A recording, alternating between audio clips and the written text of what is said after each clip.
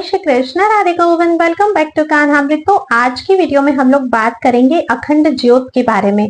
अखंड ज्योत क्यों जलाई जाती है, इसका क्या महत्व होता है, कैसे आपको अखंड ज्योत जलानी है। अखंड ज्योत क्योंकि देखिए नवरात्रि में हम पूरे 9 दिनों के लिए जलाते हैं, तो उसमें जहां से ज्योत जलती है वहां पर कार्बन आ जाता है, ऐसे फूल बन जाते हैं ब्लैक कलर के। तो उन्हें हमें किस प्रकार से निकालना चाहिए जिससे हमारी ज्योत भी ना बुझे, किस चीज की बाती हमें बनानी चाहिए, कौन सा दीपक हमें लेना चाहिए। अगर हमारी अखंड ज्योत किसी कारणवश गलती से या किसी भी कारण से अनजाने में बुझ जाती है तो फिर हमें क्या करना चाहिए, क्या हमें इसका दोष लगता है या फिर ऐसे में आगे क्या किया जाता है। अखंड ज्योत घी की जलानी है या तेल की जलानी है, किधर की साइड हमें रखना चाहिए, और अखंड ज्योत से रिलेटेड जितने भी आप लोगों के प्रश्न हैं, जितने भी इसके नियम होते हैं, उन सभी के आंसर आज इस वीडियो में आप लोगों को मिलने वाले हैं। अगर आपके मन में भी अखंड ज्योति को लेकर कोई भी प्रश्न है तो आप इस वीडियो को अंत तक अवश्य ही देखिएगा। वीडियो शुरू करने से पहले अगर आप लोगों ने चैनल पर पहली बार विजिट किया है तो चैनल को सब्सक्राइब करके बेल आइकन जरूर प्रेस कर दीजिएगा ताकि आने वाले सभी न्यू वीडियोस के नोटिफिकेशंस मिलते रहें। चलिए इस वीडियो को शुरू करते हैं। देखिए सबसे पहले तो ये जानना अति आवश्यक है कि आखिर हमें अखंड ज्योत क्यों जलाना चाहिए, क्या महत्व है इसका। तो देखिए एक तो नॉर्मल दिया जो रेगुलर हम पूजा में यूज करते हैं वो कर्म दिया कहलाता है और एक अखंड दिया कहलाता है। जब भी हम लोग अखंड ज्योति जलाते हैं तो माता रानी हमसे बहुत जल्दी प्रसन्न होती है और हमारी जो भी मनोकामनाएं हैं उसकी पूर्ति होती है। अखंड ज्योति जो है वो हमारे आने वाले भविष्य का संकेत हमें देती है, हमारे भाग्य का उदय होता है जब हम अखंड ज्योति जलाते हैं। घर में सुख समृद्धि का वास होता है क्योंकि वो अखंड ज्योत नवरात्र के पहले दिन, जिस दिन आप स्थापना कर रहे हो, उस दिन से लेकर नवरात्र के अंतिम दिन, यहाँ तक कि जब तक विसर्जन नहीं हो जाता तब तक वो ज्योत जलती रहती है। वो ज्योत हमारी भक्ति की साक्षी होती है, इसीलिए अखंड ज्योत जलाई जाती है। अखंड ज्योत का बहुत अधिक महत्व होता है। पर एक बात मैं आप लोगों को यहाँ क्लियर कर देना चाहती हूँ कि जितना इसका महत्व होता है उतना ही कठिन इसका रख रखाव होता है। अगर आप लोग अखंड ज्योत जलाते हो तो काफी सारी चीजों का ध्यान रखना पड़ता है। गलती से भी ये ज्योत जो है हमारी खंडित नहीं होनी चाहिए और भी इसके बहुत सारे नियम होते हैं।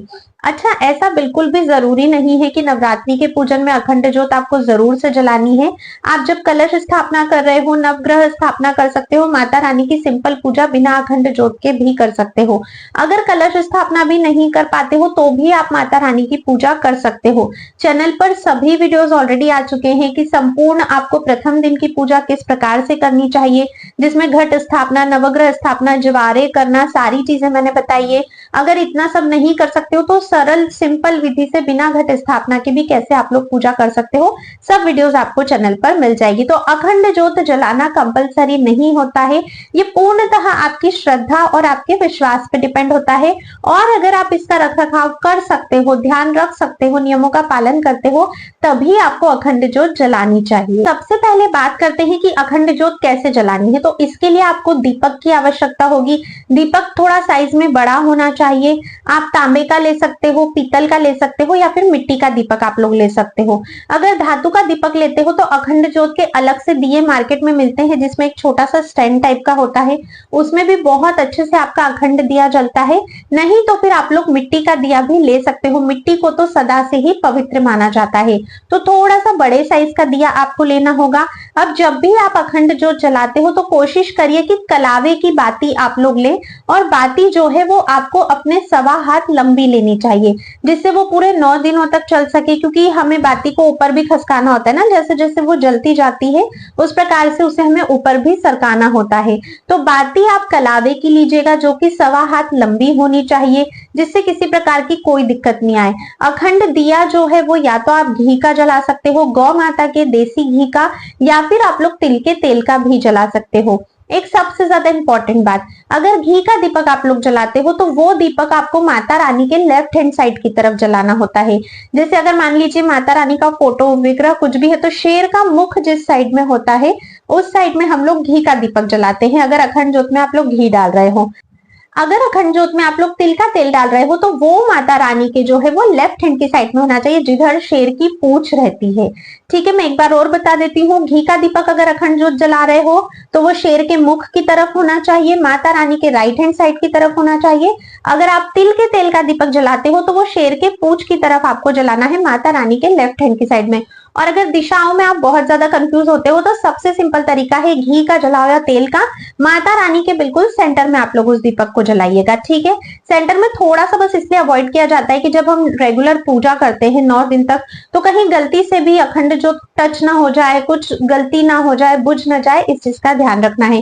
क्योंकि अखंड ज्योत को ना बार बार छेड़ना नहीं होता है। घी भी अगर आप लोग उसमें डाल रहे हो ना तो बिल्कुल दिन में 1 या 2 बार ही डालिए, वो भी दिए के एकदम साइड से, बीचों बीच से कभी घी मत डालिएगा, क्योंकि उसमें अखंड दिए के बुझने की संभावना होती है ना। इन चीजों का आपको ध्यान रखना है, बिल्कुल भी ज्यादा छेड़छाड़ नहीं करनी है।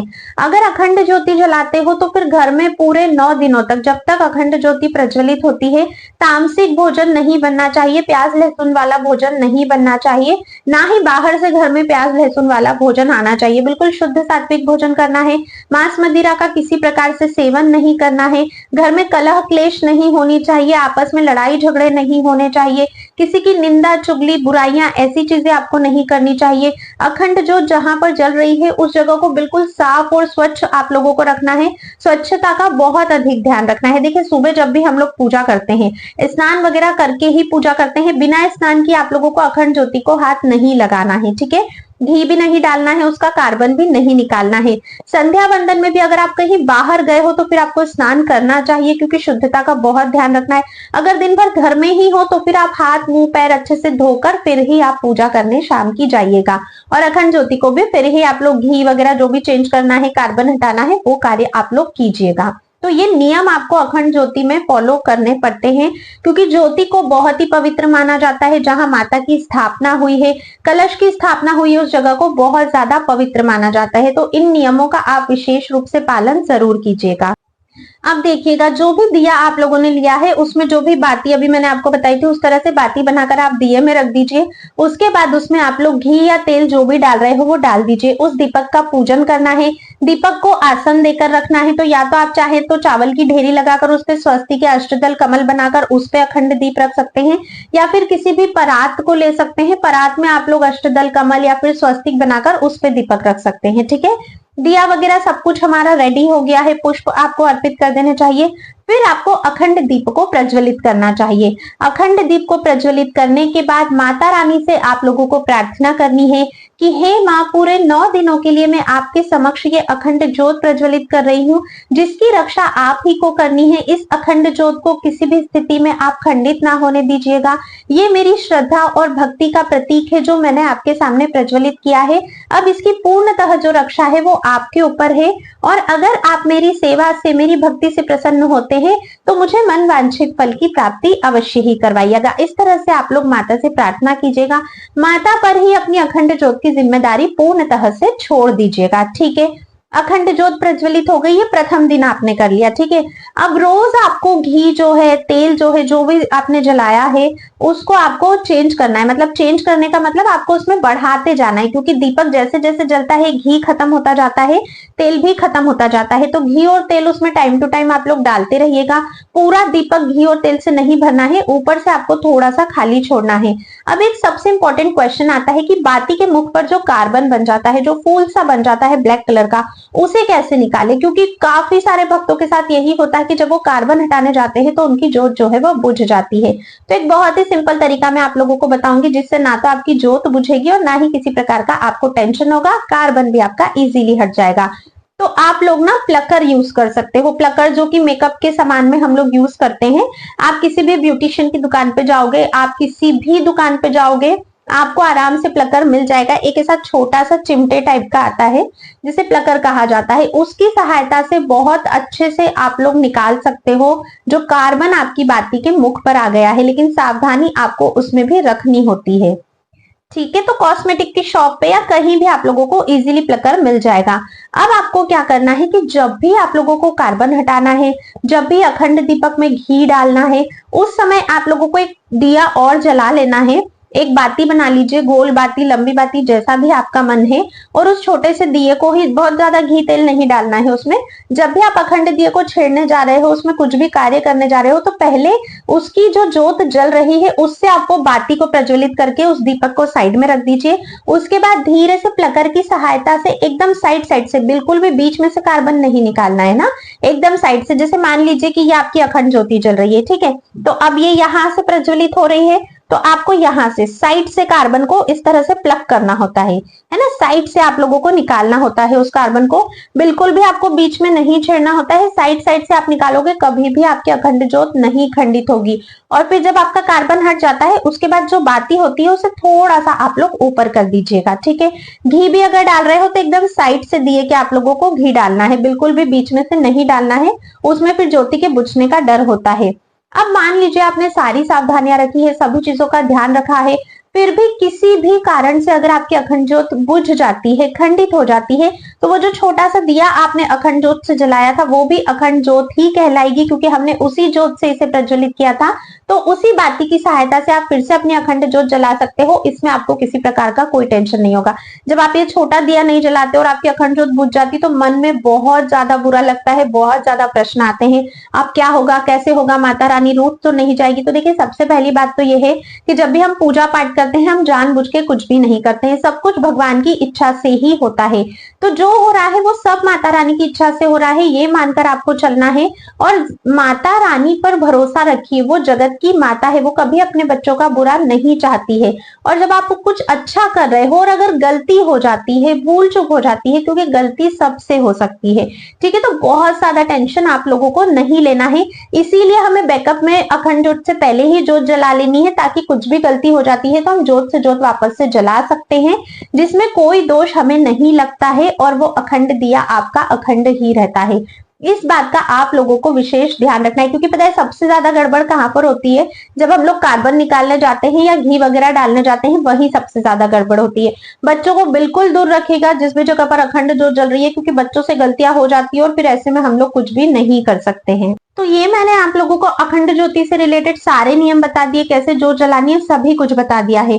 फिर भी अगर आपके मन में कोई भी प्रश्न बाकी रह गया है तो आप प्लीज मुझे कमेंट कर सकते हैं, मैं आपके प्रश्नों के उत्तर देने की पूरी कोशिश करूंगी।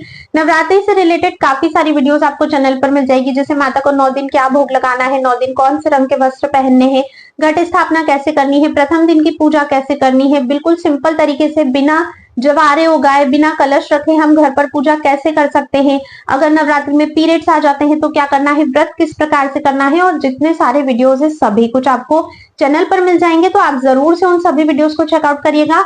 आपको चैत्र नवरात्रि की एक प्लेलिस्ट भी मिल जाएगी जिसमें आपको सभी वीडियोस मिल जाएंगे। जब हम माता की 9 दिनों तक पूजा करते हैं तो माता के स्वरूपों की और उन 9 दिनों की कथा भी हमें अवश्य ही श्रवण करनी चाहिए। 9 दिनों की क्या क्या कथाएं हैं वो डेली आपको चैनल पर मिल जाएगी, आप उन्हें भी चेकआउट कर सकते हो। आज की वीडियो में बस इतना ही था। अगर आप लोगों को वीडियो पसंद आया है तो ज्यादा से ज्यादा शेयर कीजिएगा ताकि सभी लोगों तक इन्फॉर्मेशन पहुंच सके, और लाइक भी जरूर ही कीजिएगा। कमेंट में जय माता दी लिखे बिना बिल्कुल भी मत जाइएगा। अब मैं आप सभी से मिलती हूँ नेक्स्ट वीडियो में, तब तक के लिए राधे राधे।